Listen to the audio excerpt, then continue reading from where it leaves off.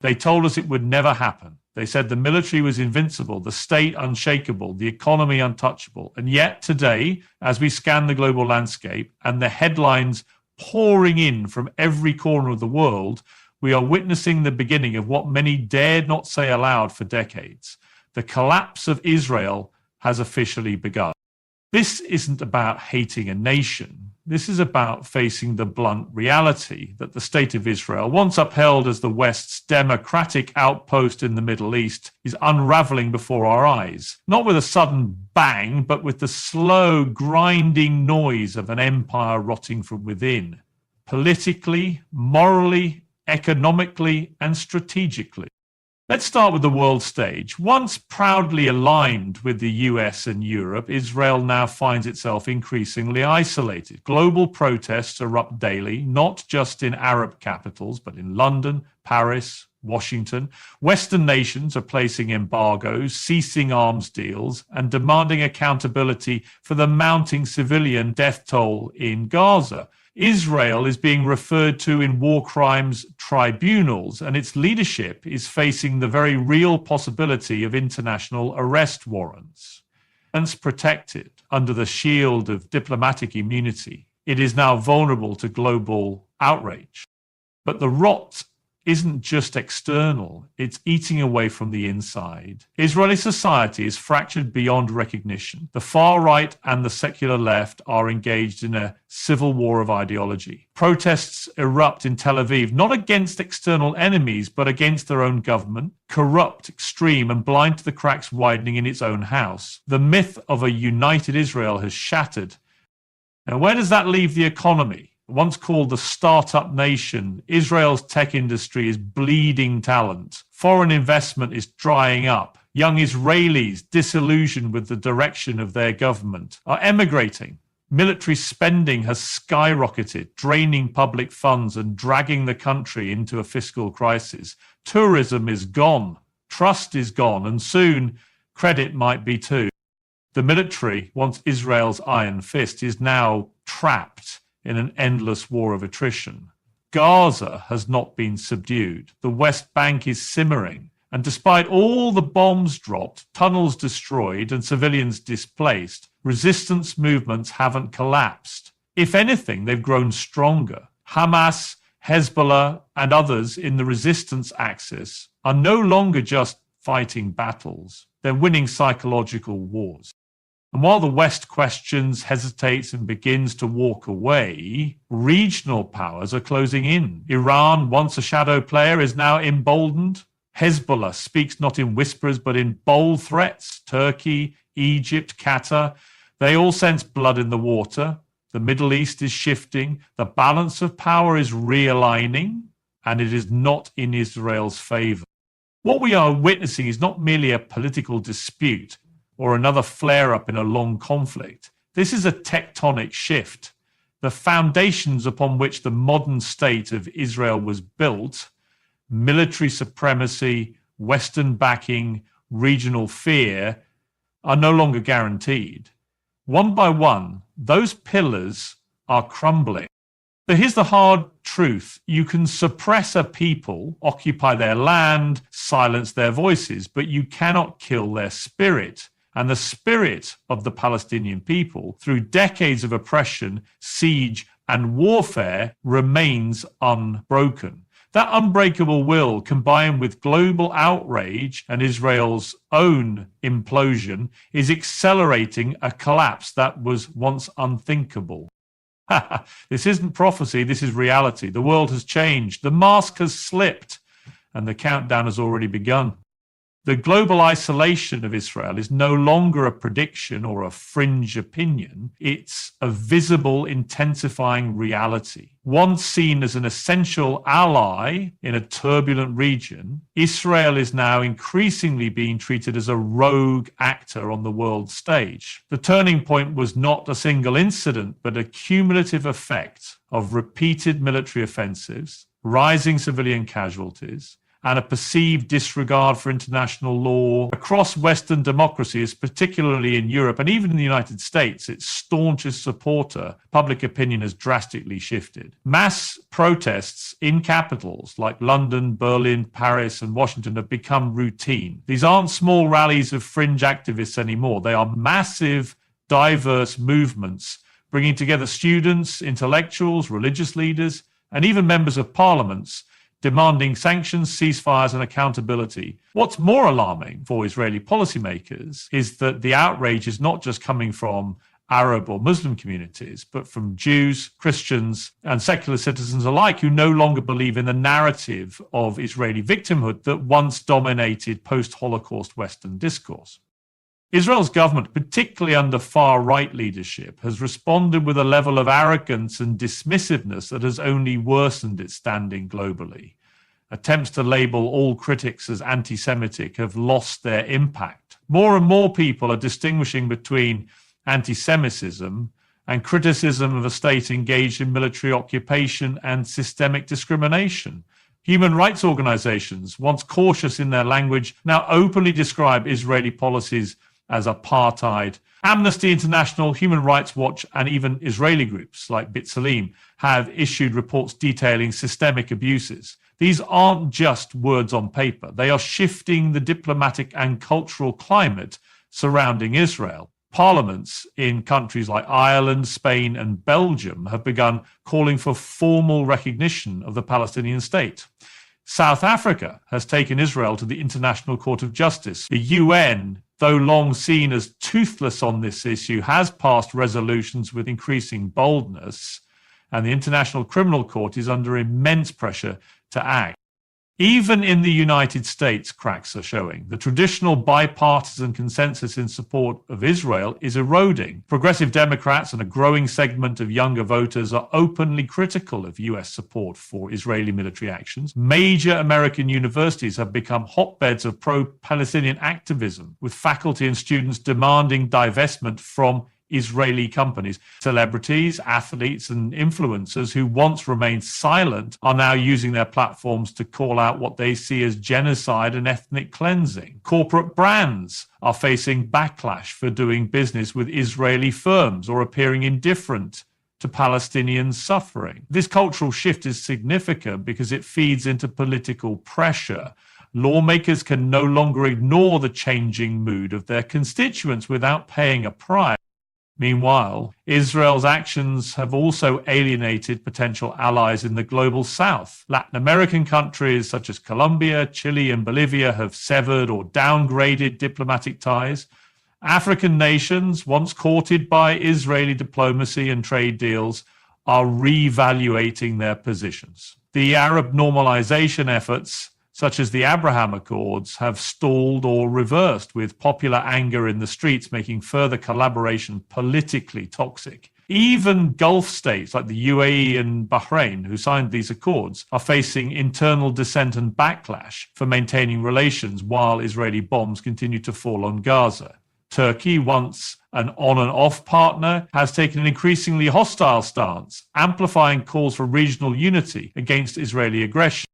At the multilateral level, Israel is becoming a liability. Its presence at international summits is met with protests or diplomatic cold shoulders. It is being excluded from regional dialogues that could have once benefited its economy and security. The tech world, a pillar of Israel's modern economy, is facing boycott movements. Academic exchanges are collapsing. Sports teams and cultural delegations are being shunned or protested at global events. This is not just political, it's psychological. The very brand of Israel is becoming toxic to a growing swathe of the global population.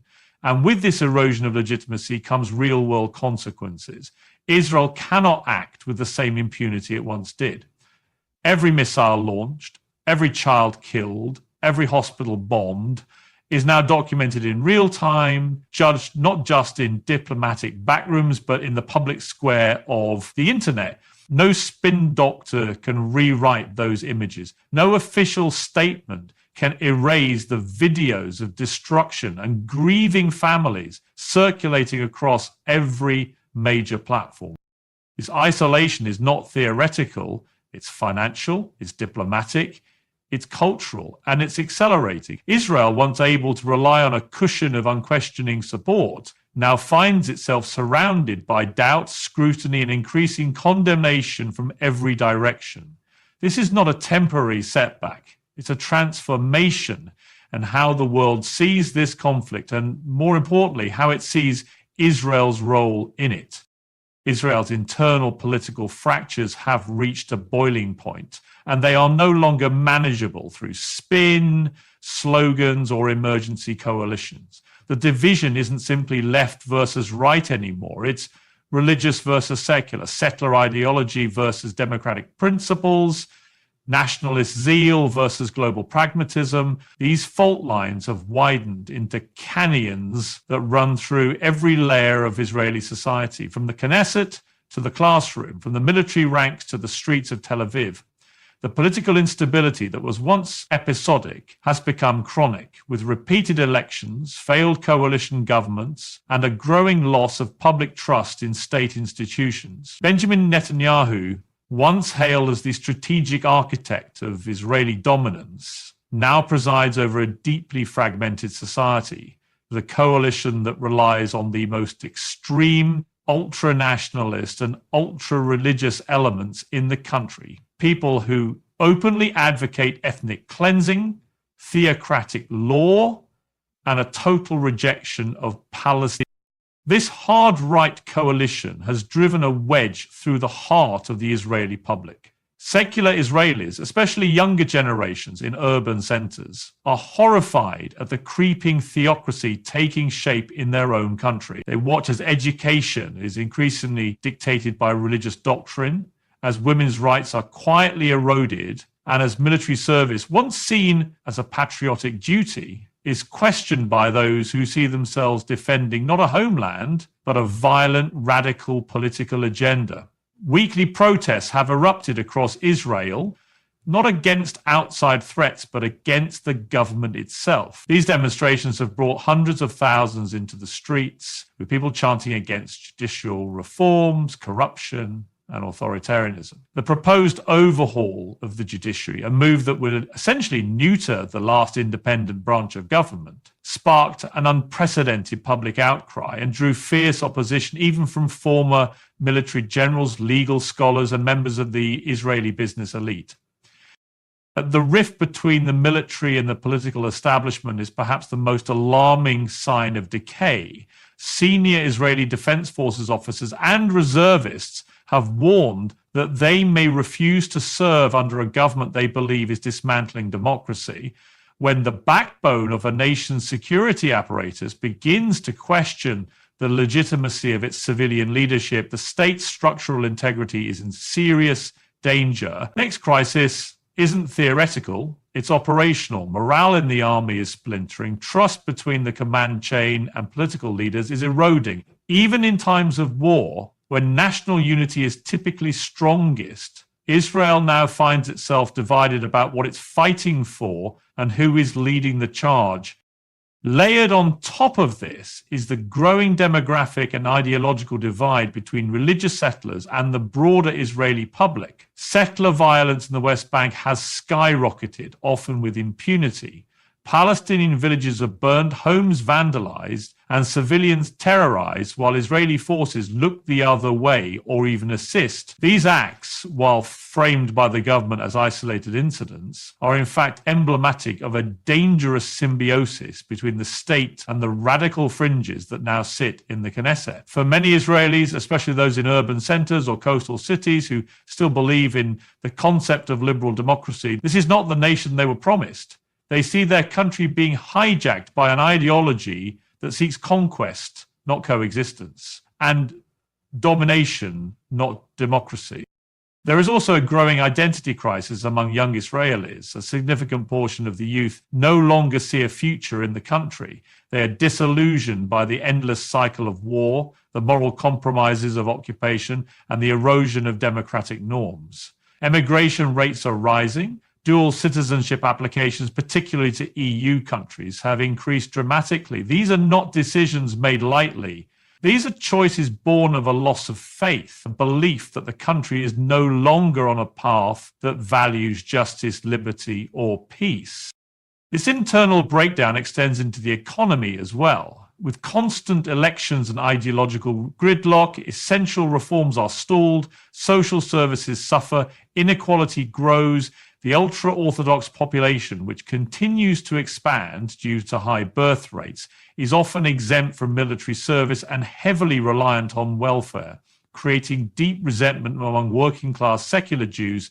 This demographic trend, if unchecked, will further tilt political power toward religious parties, ensuring even greater instability and confrontation. A state where a large portion of the population refuses to integrate into the economic or defense structures while still demanding full political control is not sustainable. Internationally, this dysfunction is eroding credibility. Western leaders no longer see Israel as a stable democracy, but rather a volatile state at risk of implosion. Strategic alliances, once based on shared democratic values, are being re-examined. Israel is no longer viewed as a rational actor, but one increasingly driven by messianic extremism and unbridled aggression. The political crisis is no longer confined to the borders of the country. It is seeping into foreign policy, military planning, and global perception. The internal fractures within Israel are not minor cracks to be papered over. They are structural. They are ideological, demographic, and moral. The notion of a cohesive Israeli identity is unraveling. And as long as the government clings to power through alliances with extremists while alienating its own population, the collapse from within will accelerate. The center cannot hold when every institution is being pulled apart by forces that no longer believe in common ground. This isn't just political dysfunction, it's existential unraveling. Israel's economic decline is not simply the result of a volatile geopolitical environment. It's a reflection of deep structural vulnerabilities that have been exposed and accelerated by its ongoing conflict and internal instability. For years, the Israeli economy was hailed as a powerhouse of innovation, often dubbed the startup nation, with a booming tech sector, world-class infrastructure, and strong ties to Western markets. But the economic foundations that once sustained its growth are now crumbling under the weight of military overreach, political chaos, and increasing global rejection. Investors are no longer confident in Israel's long-term stability, and the flow of capital that once flooded its financial and tech sectors is now trickling, or in some cases fleeing, away from a country perceived as a high-risk zone, both morally and economically.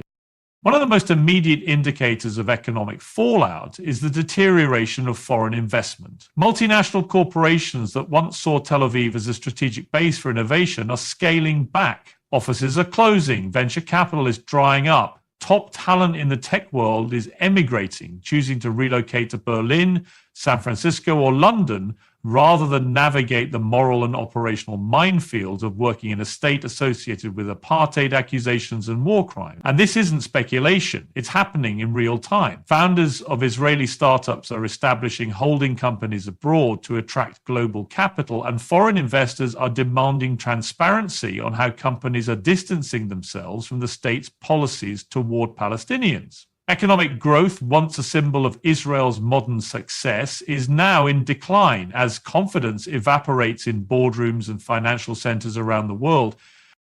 Tourism, another once lucrative sector, has been devastated. Images of bombed-out buildings, grieving families, and international outrage are not the kind of advertisement that draws travelers. Religious pilgrimage sites may still hold symbolic importance, but the average tourist is staring away, frightened not only by war zones, but also by the prospect of being caught in politically charged environments. Hotel bookings have plummeted, airlines are rerouting, and hospitality businesses are either shutting down or laying off workers en masse. The loss of tourism revenue, compounded by the drop in foreign currency inflows, is putting even more pressure on the economy's service sectors.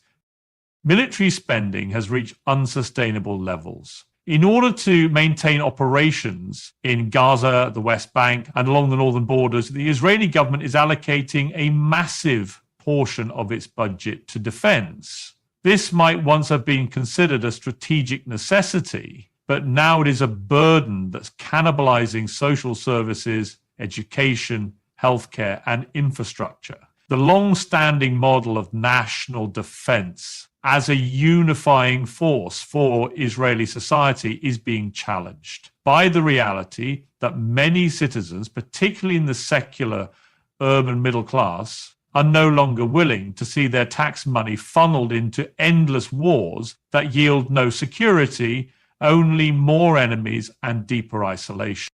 The economic disparities within Israeli society are also worsening. The cost of living continues to rise, particularly in major cities, while wages stagnate and housing becomes unaffordable for young families. The religious secular divide is particularly relevant here. The ultra-Orthodox community, which is growing rapidly, often opts out of both the military and the workforce while demanding extensive public welfare support. This dynamic has created a scenario where a shrinking portion of the population is shouldering an ever-expanding tax burden to fund an unsustainable socioeconomic model. These inequalities are fueling resentment and political unrest, which in turn scare off both domestic entrepreneurs and international investors who see instability as a fundamental risk. So then there is the impact of international sanctions and boycotts. The boycott, divestment, sanctions, BDS movement, once ridiculed by Israeli officials, is now being taken seriously in financial circles. Universities, municipalities, and even sovereign wealth funds are reassessing their portfolios to avoid association with companies that support or profit from Israel's military-industrial complex or settlement expansions. This isn't just ideological, it's economic pragmatism. Being linked to a country accused of systematic human rights violations is bad for business. And as reputational damage increases, Israeli firms are facing barriers in export markets, loss of contracts, and diminishing participation in global supply chains.